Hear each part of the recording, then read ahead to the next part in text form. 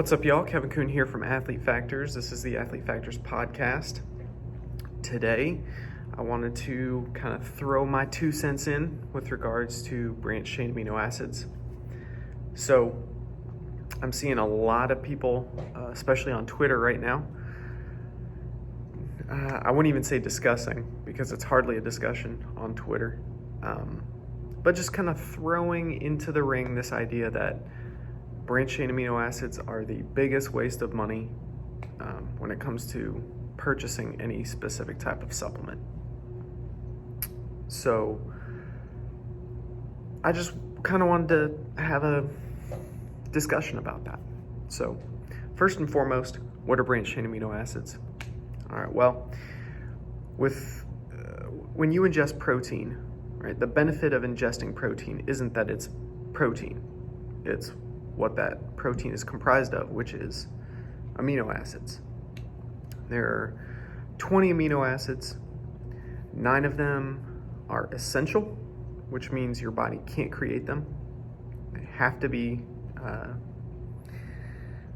pulled from your diet. They have to be ingested. And then you have 11 that are considered non-essential, where the body can create them if it needs them.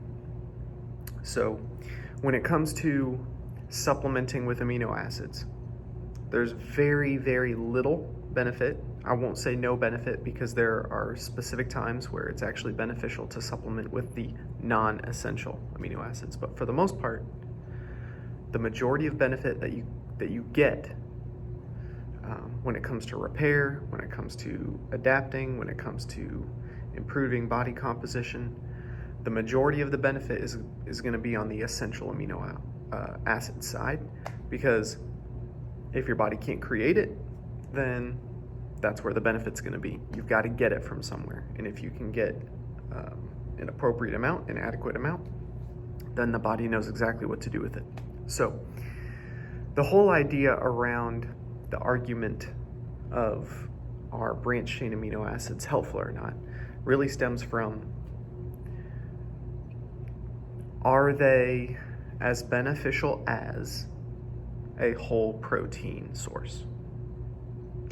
So if that's the argument, then hands down, it's a clear winner. Branched chain amino acids are not as effective as a whole protein source. There's a lot of research showing this. That's not what the argument should be. That's like, if you can set up these ideal situations, that would make sense. But working with athletes, working with people who want to change their body composition, who have perhaps very entry-level information or education when it comes to nutrition, I find that it's not helpful to set things up like that. It essentially creates this false dichotomy where you're either for branched chain amino acids or you're for whole protein sources, and that's it. There is no nuance there at all. There cannot be a middle ground. But I just think that's a naive way of looking at things. So obviously people are going to disagree with me. That's totally fine.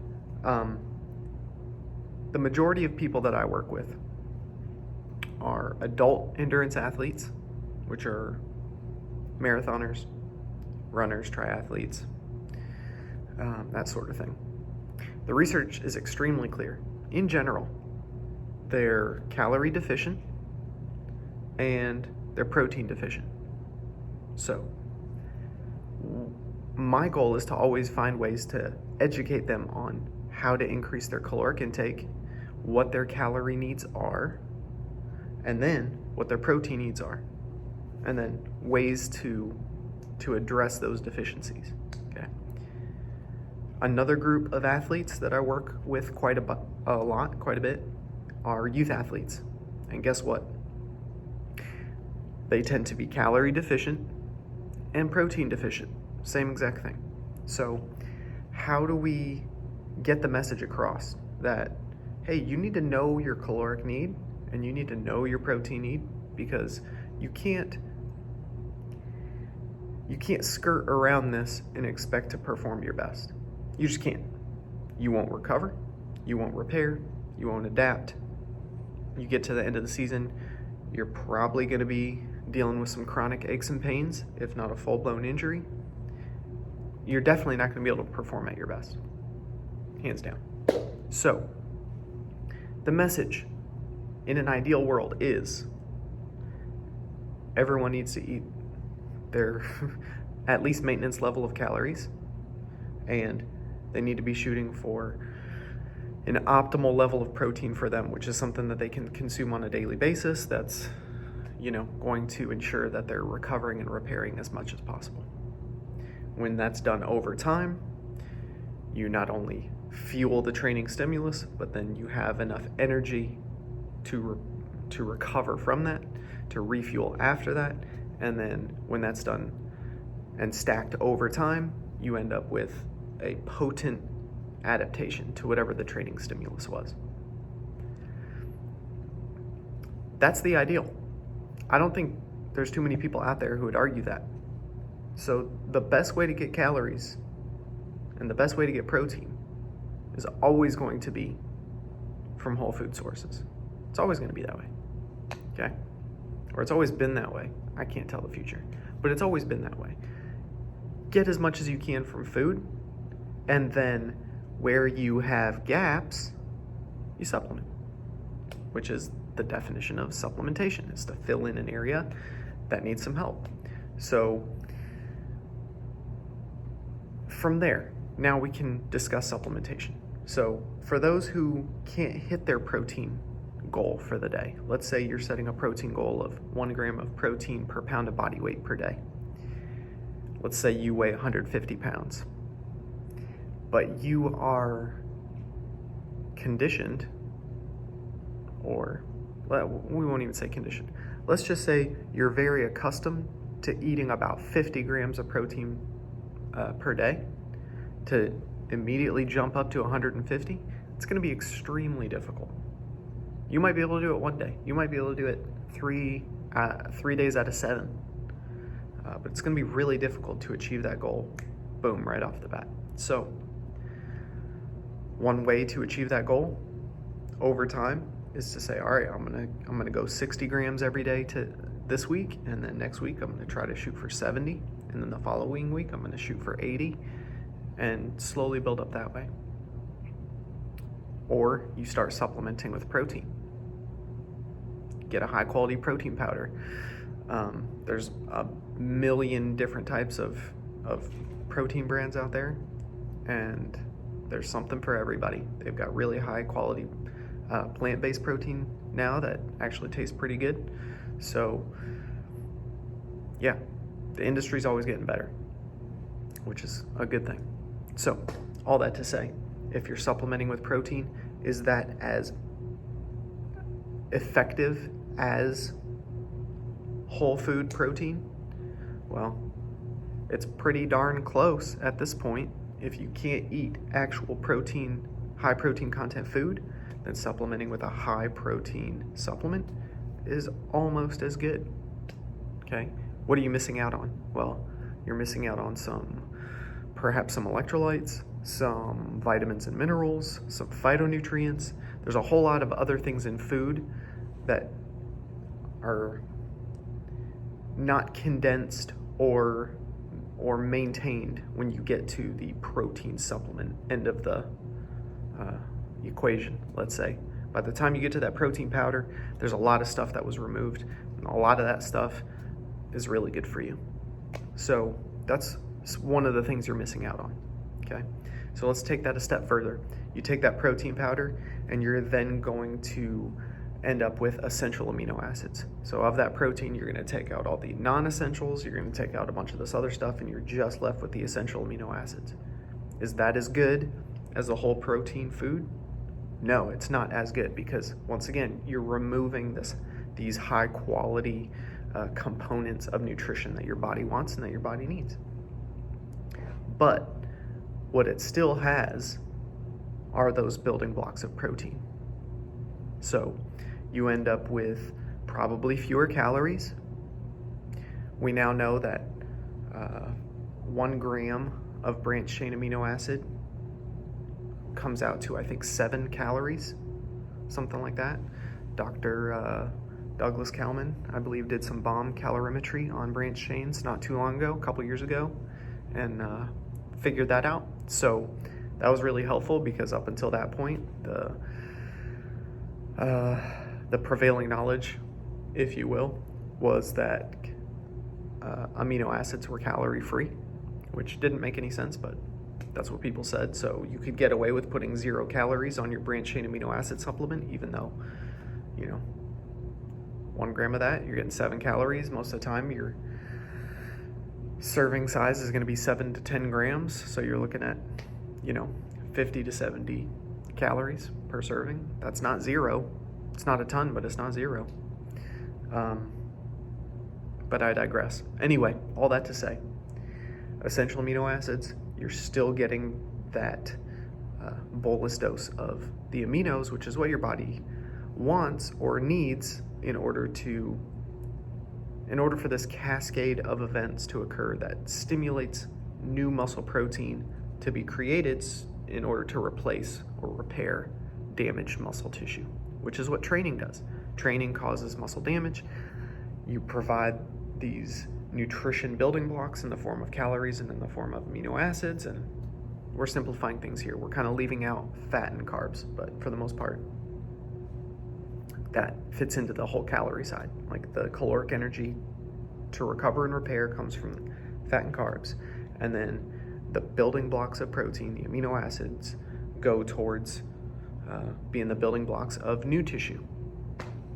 So you're still getting that with essential amino acids. You're still getting that with branched chain amino acids. But the branched chain amino acids, again, we're taking 3 amino acids out of the 9 essential amino acids, and in a concentrated form, we're saying, hey, this is another way to get some amino acids in.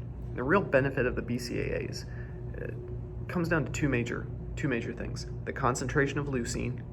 Leucine is the amino acid that's most responsible for being the initiating factor, or the specific stimulus once you reach a threshold dose of initiating.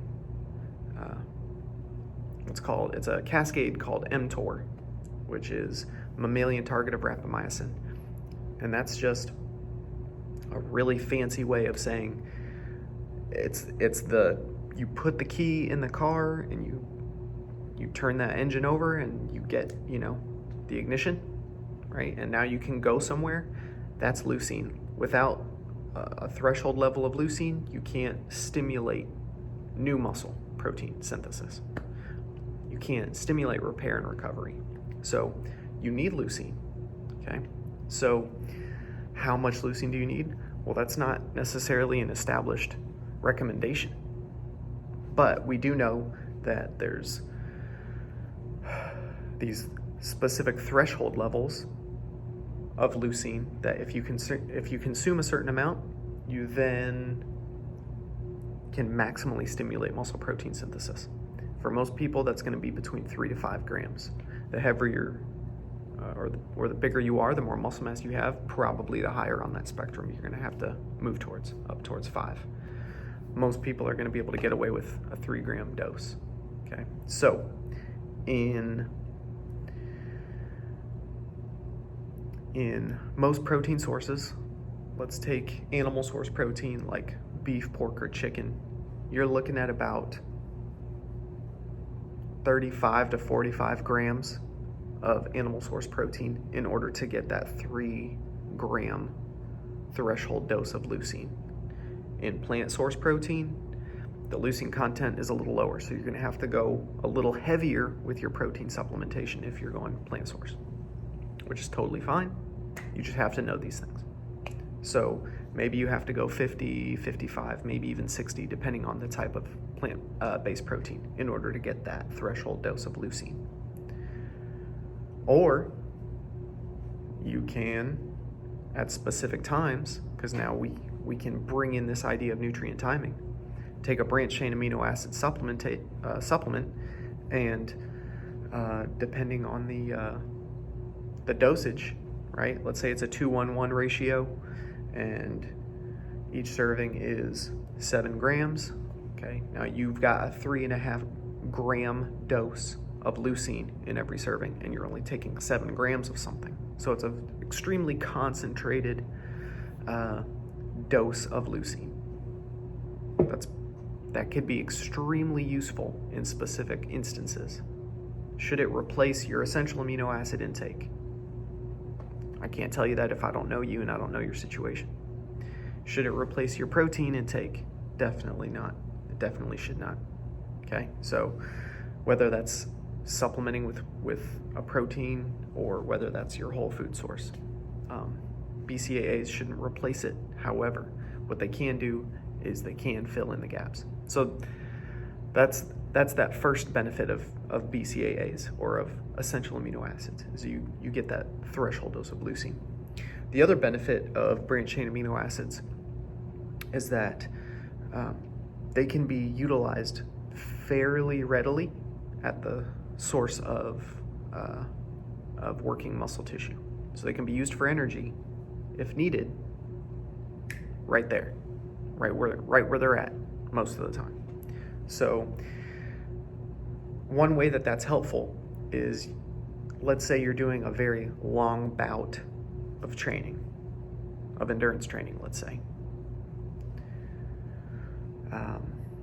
Or let's say you haven't eaten in a really long time, okay? The longer you train, or the longer amount of time you've gone without eating, the higher chance that your body's going to break down muscle tissue and convert it into usable sugar. So what that does is that can reduce your ability to repair if you're cutting into working muscle tissue as a source of fuel.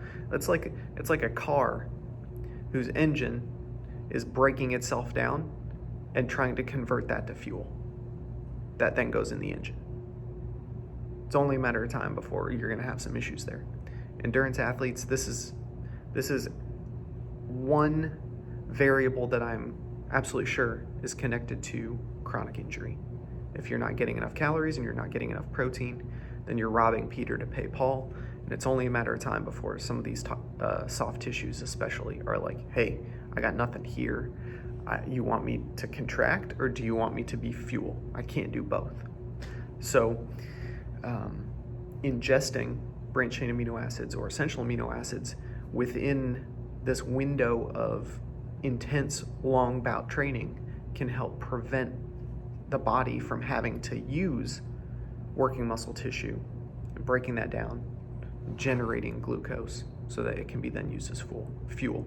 So you're kind of sidestepping that whole process by giving the body something that it easily and quickly recognizes as, oh, these are those amino acids that I was going to break down and use as fuel from muscle, and here they are, they're available, so no need to break down muscle. You keep the engine healthy, you keep it working. So if you're getting, again, we got to take it back to the beginning. If you're getting adequate protein in your day, then, and you're not doing these long bouts of exercise, and you're not dealing with being calorie deficient and protein deficient, then do you need to supplement with branched chain amino acids or essential amino acids? No.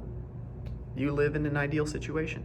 But to then make this blanket statement that, well, they aren't useful for me, so they're a waste for everybody, is just it's just wrong, in my opinion. And I think the data shows that that's the case. Not just anecdotal data, but I mean, there's evidence there. There's peer-reviewed published evidence showing that there are benefits from supplementing with branched chain amino acids. So, yeah, again, it all comes back to, as I just mentioned, context. You specifically may not need them. You might be getting enough protein. You might be getting enough calories. You may not be doing any type of training where it would help you at all to supplement. Okay, that's perfect. Congratulations, that's awesome. I've got a handful of clients who do their absolute best to hit their protein goal and are struggling every day, and who are doing their absolute best to try to hit their calorie goal and struggle every day. And they're also training for an Ironman. So guess what? I can harp on them and say, you need to take your calories more seriously. You need to hit your protein goal. Why are you wasting my time not doing these things? I could do that. And probably lose clients, right? I'm actually not helping them if I say that. I could say, hey, we've got to continue to work on these things. And here's the strategies that we're going to employ to work up so that you're hitting your calorie goal every day, and work up so that you're hitting your protein goal every day, because that's the ideal. But until we can get to ideal, supplementing with some branched chains is probably going to help with immune function immediately after a really hard bout of exercise. Let's combine some branched chain amino acids and some carbohydrates so that we're not leaving the immune system just toasted. Right? So that's going to be helpful. You're not getting enough protein, so I know you're not stimulating recovery and repair. Let's work in some branched chains or some essential amino acids at these specific times so that we're at least doing some good. It's not as good as whole protein, but we can do some good, or we can do nothing. And doing nothing or whole protein isn't always possible. So I wish we all lived in this ideal world, but unfortunately we live in this thing called reality, where other things come up in life, like your job, like your family. You got to take your kids to their practice. You've got to do this. You're just trying to fit a run in. Oh my goodness, I forgot. I haven't eaten in 8 hours. What am I going to do? Oh, I've got some branched chains in my bag. No. Those are a complete waste. I just read on Twitter. I shouldn't even waste my time with those. So I just won't eat until I get home, and that may not be for another 4 hours. So should I not exercise and just be fasted for 12 hours? Or do I get my exercise in, and you know what? Those branched chains are actually gonna provide some benefit here. That's all I'm trying to say, y'all. I guess that's a little bit of a rant, but hopefully there's some educational nuggets in there. It's a topic that I like discussing. I don't know everything about it, but I think I have a little bit of knowledge in this area. Had a really good nutritional biochemistry class and teacher in grad school, and this was one of a topic that would come up fairly often. And so if you guys have any questions about it, please feel free to leave those here on YouTube, or email me, or get with me via my website, athletefactors.com, etc. I'd love to have a discussion with you about it. I'm not going to argue with you on it. Like, at the end of the day, I'm not here to change your mind by yelling at you. So, but yeah, I think there's a time and a place for everything that works, and the research is extremely clear. Branched chain amino acids do work. The magnitude that they work is not the same as a whole protein source, but they do work. And so there is a time and place. And that's not all the time, and that's not everywhere. But in specific instances, we've got to leave room for nuance, y'all. We can't just be, it's all this way or it's all that way. This whole false dichotomy way of thinking is, it's not helpful for athletes right now, and it's not helpful for athletes going forward into the future. So we've got to figure out which tool is the correct tool for the job. And the more tools we have available, the more jobs we're going to be able to fulfill and finish and complete. So that's kind of that for today.